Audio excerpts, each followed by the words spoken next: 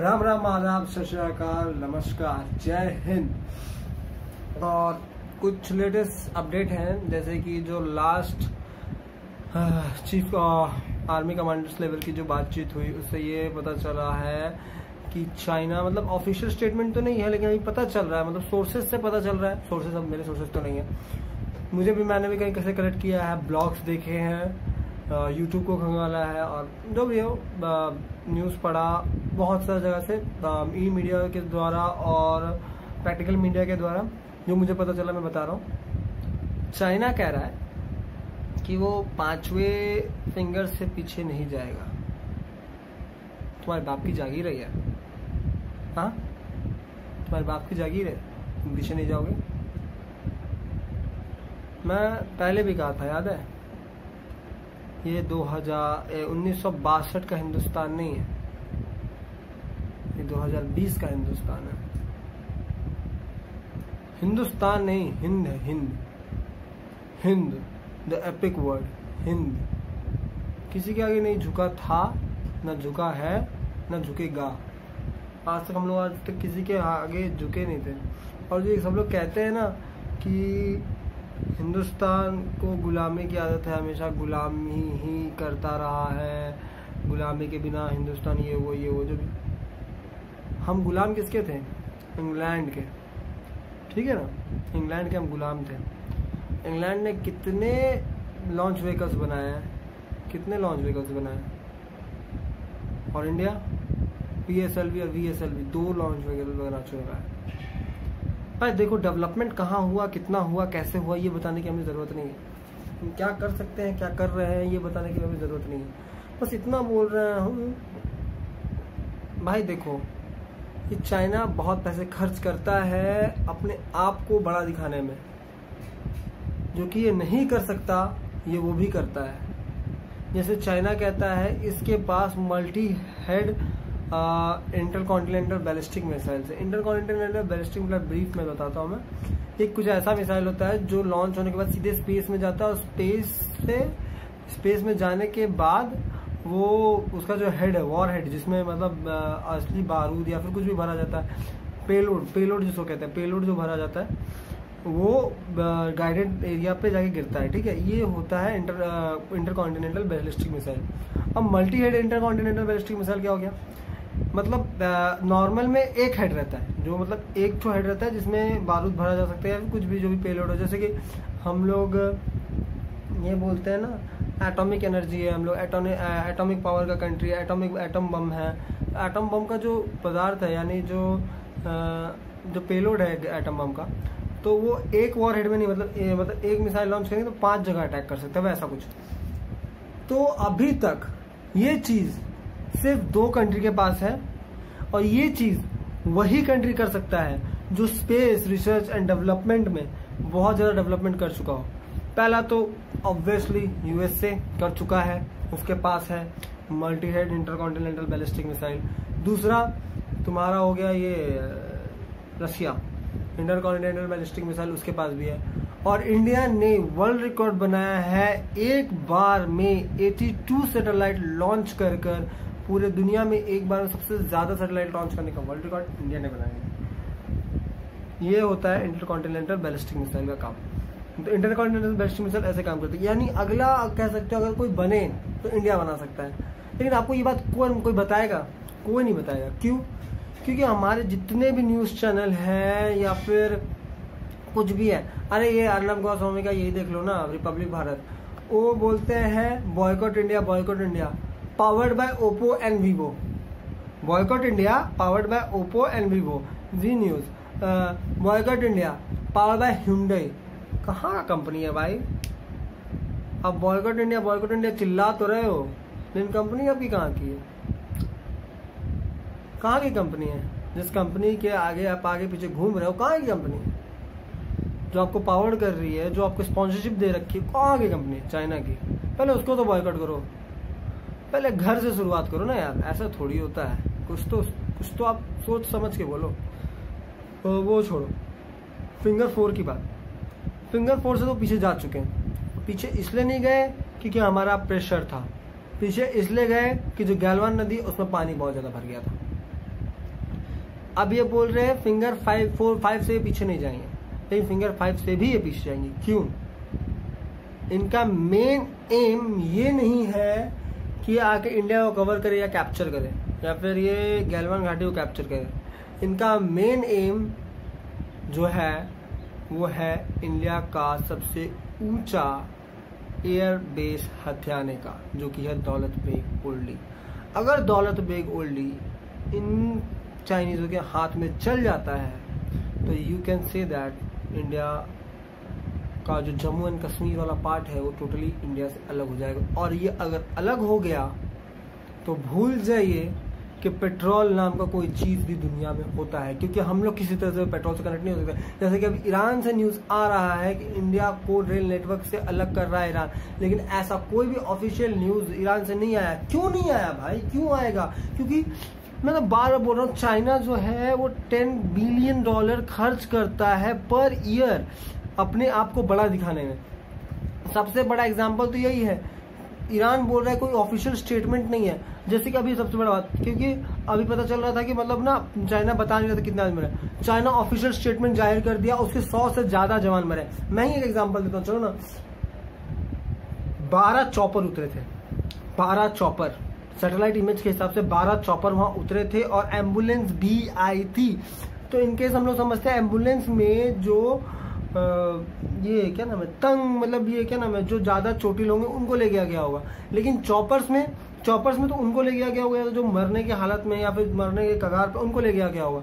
ठीक है, एक चॉपर में 10 बंदे, तो 120 बंदे हुए, 120 बंदे हुए, हमारे 20 मारे, 120 हमने मारे। चलो छोड़ो, 120 भी नहीं, कम से कम 100 बंदे तो हुए, अरे 80 तो हुए, हमने सीधे दुगने तिगुने चौगुने मार दिए। फिर भी कुछ लोग हैं, कुछ चूतिए हैं जो इंडियन आर्मी पे सवाल उठाए जा रही है। क्यों हम अपने आर्मी के साथ नहीं खड़ते? और ये सबसे बड़ी खुशी की बात ये है कि चाइना पीछे जा रहा है, और ये किसी की वजह से नहीं हुआ, ये आपकी वजह से हुआ है, सिर्फ आपकी वजह से हुआ है। कैसे हुआ है इसको समझते हैं। बॉयकॉट इंडिया किया, बॉयकॉट चाइना करना हमने, तो चाइना के सारे प्रोडक्ट्स को बॉयकॉट कर दिया। चाइना डर गया, इकोनॉमिकल क्राइसिस आने लगे, वहां पे इकोनॉमिकल क्राइसिस आने वाले थे। तो चाइना बोला भाई झगड़ा करके फायदा नहीं है, जो हमारा मेन थीम था इकोनॉमिकल हम लोग स्टेबल होना है, वो स्टेबिलिटी हम लोग को बनाना था, वो वापस वहां से चलने लगे। यहाँ से ताइवान है वो ओपन लड़ाई करने लग गया, जो कि ताइवान को चाइना बोलता है ये मेरा ही है, वो मानता ही नहीं कोई कंट्री है, वो बोलता है ये मेरा ही है। ताइवान से झगड़ा हो गया।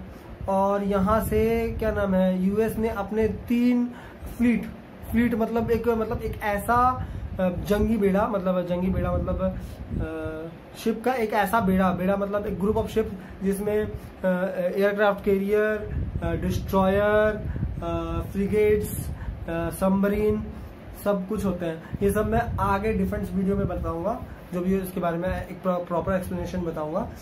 तो मतलब सब कुछ लेके मतलब 3 फ्लीट्स, यानी एक फ्लीट में आप समझ लीजिए यूएस का, एक फ्लीट में एस क्लास जो यूएस का फ्लीट होता है उसमें 25 अगर वॉरशिप होते हैं, टोटल 25 या 26 वॉरशिप होते हैं, एक इसको मिला के 25 या 26 होते हैं, ठीक है, और सबमरीन से अलग होते हैं, ठीक है, वो सब जो बात की बात है।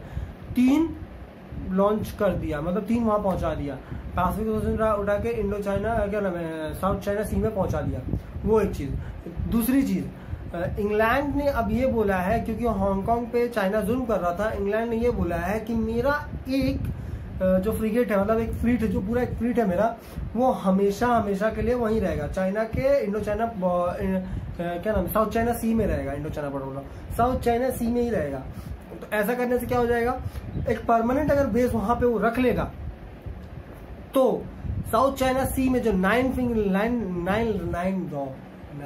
लाइन रूल वो जो मानता है 9 लाइन रूल, हाँ 9 लाइन रूल, जो कि 1846 में जो वहां बनाया गया था, उस हिसाब से वो जो मानता है, नहीं सॉरी 1646 में जो 9 लाइन रूल बनाया गया था, उससे वो जो मानता है कि ये जो पूरा एरिया है 9 फिंगर में मैं बताऊंगा कि वो एक 9 ठो ना लाइन्स हैं, जो कि इंडो चाइना क्या नाम साउथ चाइना सी को बताती है। ये साउथ चाइना सी जो है इतना का एरिया, ये चाइना हो गया, ये जो साउथ चाइना सी है इधर से, ये पूरा चाइना का, ठीक है। तो हम ये चीज क्यों माने,